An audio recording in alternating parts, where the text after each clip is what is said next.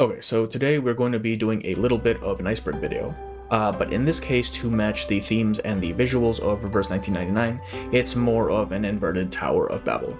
And this video is made in collaboration with Bones and Apples. The thumbnail, the visuals you're probably seeing on screen, and some of the research and the editing was all done by them.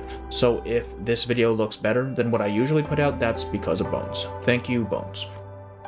Now, if by some obscure circumstance you don't know what an Iceberg video is, the premise is really pretty simple. It's just a list of topics with the most commonly known occupying the upper tiers, while the more obscure topics are closer to the bottom.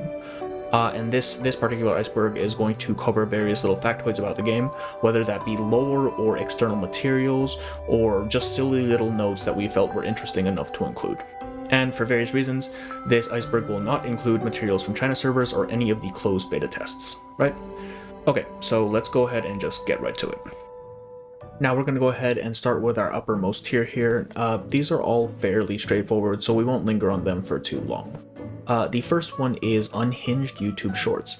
Now, at a first glance, the official Reverse 1999 YouTube shorts section appears fairly normal, right? It's got character intros, cosplay, event promos, all of that good stuff. But occasionally, you will come across one or two videos like this. Suicide is cringe. Don't kill yourself. You'll die anyway. Just wait. Don't kill yourself. Or this. You better not mess with my gang, or you'll be messing with Oopie Goopy, General Munchkin Man, Lil Jim Bob, and worst of all, Larry. So while it's mostly normal stuff, there are a few that may throw you off your guard if you're not expecting it. Next up is hidden details. Now, there are a fair number of details that those of you with a keen eye may have spotted while going through the game, right? And while none of them are necessarily earth-shattering lore drops, they are fun little nods and Easter eggs to look out for. Some notable ones include Matilda's acoustica in Series of Dusk being pretty much tailored for Sonetto. It mentions her by name and gives Matilda significant buffs if Sonetto is supporting her in that game mode. Additionally, when it comes to Procrasma candies, the expirable and the non-expirable versions have differing descriptions, which is, I think, an interesting little detail to include. Additionally, our human units having their mind maps read as reasoning as opposed to resonance because they aren't arcanists, and the Utu's reader guide being available by pressing on the spider icon in the top right of your screen. So while these aren't necessarily super exciting, they are just a neat little attention to detail that I thought was worth including. Now, these next two ones go kind of hand in hand. During Reverse's first anniversary livestream, they showed off a bunch of user statistics, one of them being the green-orange scene as the most replayed, obviously, because people like their citrus. But more interestingly, the most played voice line was Zima's, with over 1 million plays. The line in question, his first encounter line, which probably means that he was pulled quite a lot. Name discrepancies. Now, there are a handful of characters whose names used to be quite different from what they are now. In some cases, it's a matter of transliteration from China, while in others, it's a more direct reference to the character's inspiration. Some examples, Calabauna's intro sheet in China had her listed as Black Dwarf. Her current name still means Black Dwarf, however, it is now in her native tongue. Similarly, Jessica is listed as Changeling, as a nod to her parentage in the game. Sweetheart is transliterated to Marilyn, and this is an obvious nod to Marilyn Monroe, which is her inspiration. Now, oddly enough, Barbara differs between her English, Chinese, and her Japanese names, with her Chinese name translating to Counting Sheep, while her Japanese name is simply just Maple, and I don't know why. I honestly don't. Next is Pavia. To this day, Pavia remains the only 4-star character to have a paid skin.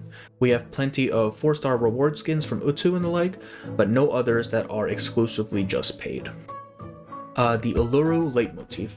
The theme songs for Revival Uluru games and London Dawning share the Go Together motif. Now go together, screaming on the sidelines. Go together, right down to the finish line. Go together, we reveal the strength. Grab the spanner, move the bricks, and build the wall. Go together, we reveal the strength. And last, to round out this category, Blue Puck likes Isokanya. They really seem to like putting them together. They have matching garments in which they essentially swap color schemes. They keep getting placed together in Utsu and Limbo stages, with Kokania humorously being noted to be exceptionally dense in matters of romance, and their wilderness conversation is incredibly topical for their character arcs. And that's pretty much it for E tier. Next is C. Now these are a little bit more, they require a little bit more digging, but overall I would still say they're probably something that you might have stumbled across or sort of know off the top of your head if you've been like really reading the story, right? First is magic language. Now the language that Arcana speaks, as well as the incantation to activate the suitcase and the storm immunity ritual, are all actually Esperanto. In the real world, Esperanto is a constructed language created by L.L. Zamenhof in 1887. Additionally, TTT's name is an abbreviation for Tut Terra Texaho, which, if taken from Esperanto, translates to the World Wide Web. Real-life references. Several locations in reverse are referenced if not directly named. Some examples include the Vienna Secession Building, existing as a building in Vienna, the Uluru Rock, also known as Ayers Rock in Australia, Haight Street in San Francisco, which I have actually personally visited. Against my better judgment, I willingly went to San Francisco. Rayashki, based on the real-life town of Pyramiden, which, unlike Rayashki, actually just ran out of resources and is now defunct, and Kumala, based on the Penal de Ushuaia in Argentina. Sensual parts clippings. One of Necrologist's lines implies that someone has requested that she dispose of some rather risque magazine clippings that they had left in the attic. And while some may humorously interpret this as a direct request from Verton, it is more likely that this is a deceased person conveying their final request. Obscure character lore. Now these are only a handful of things I wanted to include. I had to whittle it down at some point. First off is Twin Sleep. They are not actually twins. Only one of them is real, the other is an arcane construct created because the original was lonely and her family was falling apart. The original is likely the one holding the carbuncle toy in her art, as the item description for that claims that it cannot easily be replicated. Additionally, it is also implied that they like to drown woodland creatures in the woods for fun, so, you know, that's fun. Lucy once wanted to install multiple arms for the sake of efficiency, but that was rejected for being too creepy. Fool's interview with Pandora features them dissing Charlie, and in turn Charlie's interview with Pandora features her dissing Pandora. Darley Clatter was a toy horse created by an arcanist for some rich dude's daughter. He is made out of leftover pound cake, 3 carrots, 2 handfuls of sawdust, and an old horse's mane. And finally, DK was not only a judge, but a bishop, in what is probably the most unrealistic detail in the game. The Catholic Church allowed a woman into the clergy. Is and is not awakened. Awakened are described as entities that arise in response to the spirit and emotion of an era. For example, Lucy is the embodiment of the spirit of scientific progress. They generally will take on non-human and more often than not non-organic forms, although this doesn't necessarily guarantee that a character is an awakened. Some characters that I found people tend to mistake are TTT, Door, Darley Clatter, and A Knight. They are arcanists, they are not awakened, despite their, decidedly inhuman appearances. Interestingly enough, the jailer of Kamala is classified as an awakened, despite being a living, breathing jaguar. Also, as a strange side note, Apple and Door apparently have some sort of digestive system, as Apple is an avid wine connoisseur, and Door vomits during his interview with Pandora Wilson. Arcanum is derived from faith. Now, the font of Arcanum is said to flow from Gnosis, which is a path separate from logic and reason. We have the most prominent example being Apeiron, whose storm protection is magnified as a direct result of the Islanders' faith, and then this wanes to a much smaller level when all of that faith is suddenly diminished in Chapter 7. Additionally, all of the known storm-safe sites that we have are either areas of great reverence, or at least some hold some degree of notoriety in the world at large. You have Uluru, you have the Temple by Pei City, the Cave of Apeiron, and the Foundation itself. Also, potentially, the reason Lorelei can suppress the Storm Syndrome, albeit on a much smaller scale, may be due to the adoration of her followers producing a similar effect. It is, essentially a cult. Fourth wall breaks. There have been a few instances of fourth wall breaks where the player is addressed as a person, in person rather. Noir speaks directly to the player at the end of her character story, questioning the reality of the tale that she had just told. In Recoletta's character story, there is an attribution made to the players at the end of hers. And depending on how you interpret the various narrators, they may be speaking to Verton or they may be speaking to us directly. Additionally, Dor has an interesting voice line that references a UFO lamp, a radio, and a wooden horse living on the other side of the mirror, which may potentially be a nod to those characters' inspirations in the real world. Unrecruited Arcanists. Now, not all of the Arcanists that we currently have in the suitcase are necessarily people that we have met yet. The most obvious example is Miss Radio, who despite being a launch character is someone that we meet only recently in Chapter 5. The 2.4 Music Sony copyright incident. Pretty much the entire soundtrack for 2.4 was initially hit with a copyright claim by Sony Music Entertainment. Anyone that used it would inevitably get hit with a claim, with some people getting hit for literal milliseconds of music. That's me. I'm some people. It got so bad that even the official music video and trailer were struck, forcing Bluepock to take them down for a time until the issues were resolved. And finally for this tier, minor Erd appearances. While most players' first direct exposure to Erd and all of her iterations was likely as Besmeret in Notes of Shori or as Marta on a Perron, she has actually been around from the very beginning. One of her iterations was actually introduced as early as Theft of the Remit Cup. The very first note of the event features a blind woman asking a child selling newspapers to read it aloud for her, with the entirety of the event itself then being her own retelling of it. Additionally, some of the mails that you receive are signed The Friend from Afar, which is yet another moniker that Erd often adopts. Unsurprisingly, she has also penned several of the notes that you unlock upon completing each stage of Utu. And that's pretty much it for our C tier. Next is our H tier, and this is where things start to get maybe a little bit more obscure, or I guess significantly more obscure depending on how you look at it. The Everheart. Now, this brooch, which Isolde gave to Kokania during the Ninth Storm, is also an item in A Series of Dusks. The pendant itself is based on one that French jeweler René Lalique gave to his wife Alice Ledru as a symbol of their love everlasting. Bluepock interview. In an interview with Zhou, the CEO of Bluepock, he revealed Druvis was the first character that they ever designed. Zhou loves Madame Z's design most, and Bluepock began with just 10 people. Religious allusions. The game is rife with religious references. In Chapter 2, we have the Last Supper scene, and we also have sort of this imagery of the serpent tempting Eve in the garden, with Forget-Me-Not tempting Druvis into Manus Vindictae, and she is eventually, tossed out of her own Eden. She is exiled from her time and from her woods. Additionally, Verton is placed as this sort of messianic figure, with the suitcase as her ark and the storm as the biblical flood. And more recently, we have gotten Manus as well, with their sort of themes of these inversions of Christianity, with Arcana as sort of this false prophet sort of figure, and all of her followers as apostles. Erd is Verton's mother. Now this one's kind of obvious. They share really similar appearances and apparent nationality, and the fact that Recoleta straight up mistakes Verton for Dora's upon first meeting her very, very heavily implies that they are mother and child, or at least share some sort of blood relation. Otherwise, it's just weird at that point. Arcanum equals disability. Now Arcanum and being an Arcanist seems to be an allegory for various forms of neurodivergence, if not just straight up disability. Eric and Oliver's Arcanum can be interpreted as sort of congenital blood and respiratory illnesses respectively. August and 37 and Marcus can be interpreted as having varying degrees of autism, and Isolde's Arcanum results in her exhibiting traits that could be considered symptoms of DID or schizophrenia, depending on how you look at it. Matilda, Destroyer of Sisters. Now this one's kind of funny, and while this one does definitely pertain most to Matilda, it just seems like someone at Bluepock just really doesn't like sisters. Shemaine's sister dies, Jay's sister dies, Marion and Schneider both die, or rather Storm brother. Trista dies before Isolde is born. The only sisters that don't die are the ones that aren't even actually related. Schneider's surname, Greco. Now Fructose cooked this one up, so thank you to her for that.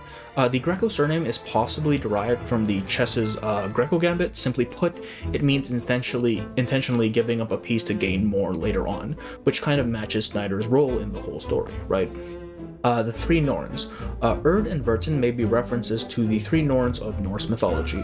They are the equivalent of the three fates of the Grecian mythos, with each dictating an aspect of each person's destiny, right? Specifically, Erd and Verton may be references to the Norn of the past, Urdur, and the Norn of the present, Vertandi. This may also imply the existence of a third person to be introduced based on the Norn of the future, Scold. And that's going to round us out for the H tier. And our final tier here, this is where it's mostly theory, some of it is cope, some of it is just straight up like insanity. So it gets weird. The first one on the list, Y2K triggered the first storm. Y2K was the fear that the turn of the century would result in computational errors due to a failure to account for the possibility of us ever reaching the second millennia. The computer systems just weren't equipped for that. The fear was that this would lead to widespread chaos and global crises, as the crucial systems such as banking and various scheduling programs would inevitably fail. In the real world, this never really came to fruition. However, the frequency of Y2K being brought up in the early promotional materials, as well as the story, leads me to think that this particular event may have been the trigger for the very first storm.